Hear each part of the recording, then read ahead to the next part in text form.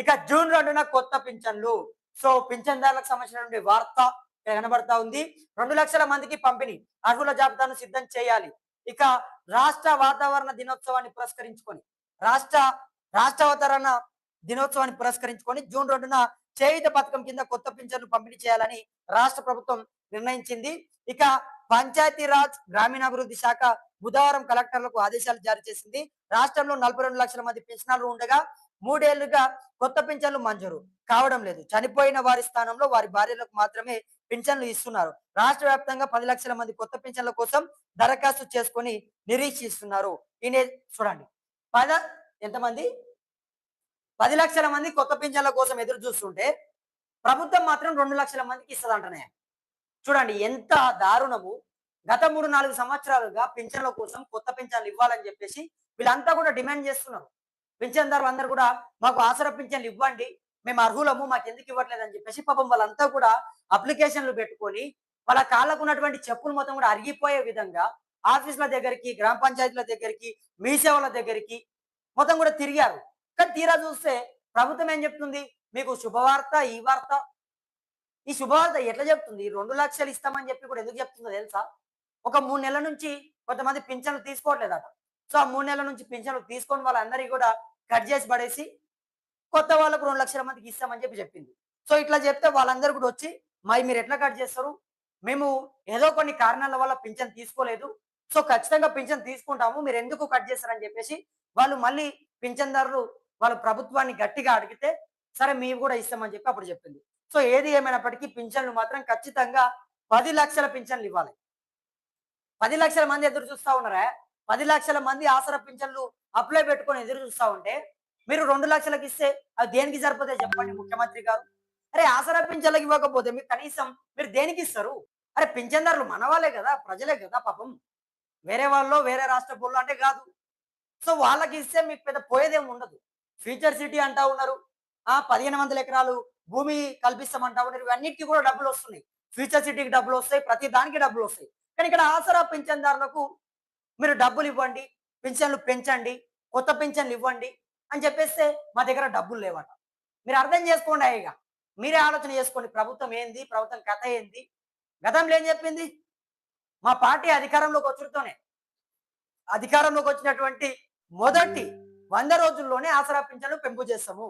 బీడీ కార్మికులకు, చేనేత కార్మికులకు, గీతా కార్మికులకు వాళ్ళందరికీ కూడా 4,000 రూపాయలు ఇస్తాము. కేసీఆర్ ఏమి ఇస్తున్నాడా? 2,000 రూపాయలు ఇస్తున్నాడు. ఆ 2,000 రూపాయలు దేనికి సరిపోతాయి మీకు? నిత్యావసర సరుకుల ధరలు పెరిగిపోయినాయి, గ్యాస్లు పెరిగిపోయినాయి, రూమ్ రెంట్లు పెరిగిపోయినాయి. ఆ 2,000 రూపాయలు ఎవరు ముక్కులో పెడతావు కేసీఆర్ అని చెప్పి అన్నాడు. కేసీఆర్ గారిని ఇదే రేవంత్ రెడ్డి గారు విమర్శించి మా పార్టీ అధికారంలోకి వస్తే చేయూత ద్వారా వృద్ధులకు, వితంతువులు అంటే ఒంటరి మహిళలు, సో వీళ్ళందరికీ కూడా 4,000 రూపాయలు ఇస్తాము. కేసీఆర్ ఇచ్చినటువంటి 2,016 కాదు, మేము 4,000 ఇస్తాము. అదేవిధంగా దివ్యాంగులకు అంటే వికలాంగులు ఉంటారు కదా, వాళ్ళకు కేసీఆర్ 4,016 రూపాయలు ఇస్తున్నాడు. నేను వచ్చుడితోనే 6,016 రూపాయలు ఇస్తా, 6,000 రూపాయలు ఇస్తా అని చెప్పినటువంటి పరిస్థితి. మరి ఎక్కడ పోయింది ఇవాళ? మేము సంవత్సరం చూసినాం. కొత్త ప్రభుత్వము అవకాశం ఇవ్వాలి, బడ్జెట్ లేదు కావచ్చు, కొంత కొత్తగా ఏర్పడినటువంటి ప్రభుత్వం కాబట్టి, కొత్త సంసారం కాబట్టి కొంత పాతగా కానీ కొంత ఏర్పాటు చేసుకొని అని చెప్పేసి సమయం ఇచ్చినాం. మరి ఎన్ని రోజులు ఇవ్వాలి? ఎన్ని రోజులు చూడాలి? ఇంకెప్పుడు పెంచుతారు చెప్పండి? పింఛన్లను ఇంకెప్పుడు పెంచుతారు? ఎప్పుడు వాళ్ళకు అండగా ఉంటారు? ఆ పింఛన్దారులను ఎప్పుడు ఆదుకుంటారు? ఇక్కడ చూడండి 10 లక్షల మంది వేచి చూస్తా ఉంటే మీరు 2 లక్షల మందికి ఎట్లా? నాకు అర్థం కాదు. 2 లక్షల ఆసరా పింఛన్ ఎవరు ముక్కులో పెడతారు? దేనికోసం ఇస్తా ఉన్నారు? ఇప్పుడు 2 లక్షల ఆసరా పింఛన్లు ఇస్తే మళ్ళా ఒక 3-4 సంవత్సరాలు దిక్కుండదు, మళ్ళా పట్టించుకోరు. మిగతా 8 లక్షల మంది పరిస్థితి ఏం కావాలి? మిగతా 8 లక్షల మంది ఆసరా పింఛన్దారులు ఎవరిని అడగాలి? ఏదో 2 లక్షల మందికి ఇచ్చేసి చేతులు దురుపుకుంటే సరిపోతుందా? 10 లక్షల మంది ఎదురు చూస్తా ఉంటే కనీసం ఒక 6-7 లక్షల మందికైనా ఇవ్వాలి కదా. 2 లక్షలకి ఏంది? నిజంగా సిగ్గుచాటిది. ప్రభుత్వం నిజంగా ఇప్పటికైనా మాటని వెనక్కి తీసుకొని ఈ 2 లక్షలు కాకుండా 5 లక్షలు 6 లక్షల మందికి ఇవ్వండి. నన్ను అడిగితే నేను 10 లక్షల మందికి ఇవ్వమని చెప్తా, 10 లక్షల మందికి ఇవ్వమని చెప్తా.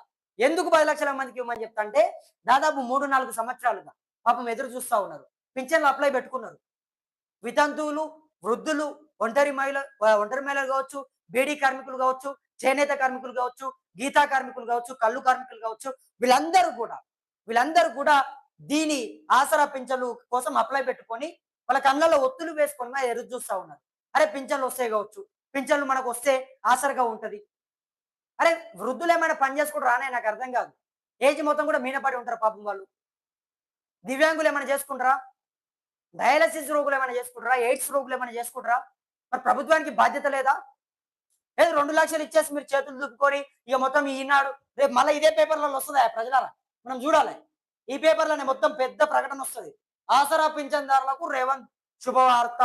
ప్రజాప్రభుత్వం ముందంజ 2,00,000 మందికి కొత్త పింఛన్లు. సో ఈ వార్త మళ్ళీ రేపొస్తది. మనమే చదువుకోవాల్సినటువంటి పరిస్థితి కూడా ఉంటది. ఈ అడ్వర్టైజ్‌మెంట్‌లు, ఈ ప్రచారాలు లేకపోతే ఈ ప్రమోషన్‌లు బంద్ చేయండి ఇవన్నీ. ఇవన్నీ బంద్ చేసి ఇగో ఈ 10,00,000 మందికి ఇవ్వండి. 10,00,000 మందికి కొత్త పింఛన్లు ఇస్తేనే మీ ప్రభుత్వం నిజంగా ప్రజాప్రభుత్వం అయితది. ఏదో 2,00,000 ఇచ్చి తూతూ మంత్రంగా శుభార్త చెప్పేసింది, ఆదుకుంది, అండగా ఉంది, దండగా ఉంది అంటే పనికి రాని ముచ్చట్లవి.